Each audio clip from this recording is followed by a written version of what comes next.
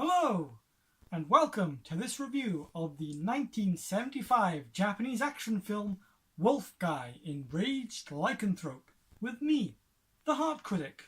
Directed by Kazuhiko Yamaguchi and starring Sonny Chiba, the film follows a news reporter who appears to share similar traits to that of a wolf and is investigating a story involving the murders of a former band who have been mysteriously ripped to shreds. But this is just one part of the story, and the film does move about in a few different directions.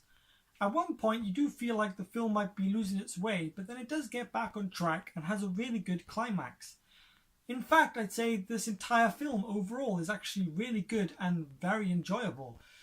It's got some very nice bloody moments, some good action, and some sci-fi and supernatural elements that are actually pretty interesting. Yeah, okay, some of it is a bit ridiculous and silly and maybe a bit laughable at times, but that never at all detracted from my enjoyment of this film. Sonny Chiba is a badass as always, he's always got great presence about him. Although I will say that women seem to fall for his character a little too easily, which is probably one of the film's biggest and most questionable flaws. But all that aside, I think the acting here is pretty good.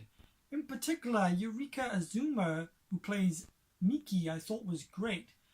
She goes through a range of different emotions and you definitely feel for her at times because Azuma really handles the character well, and so she definitely stood out among the rest of the cast.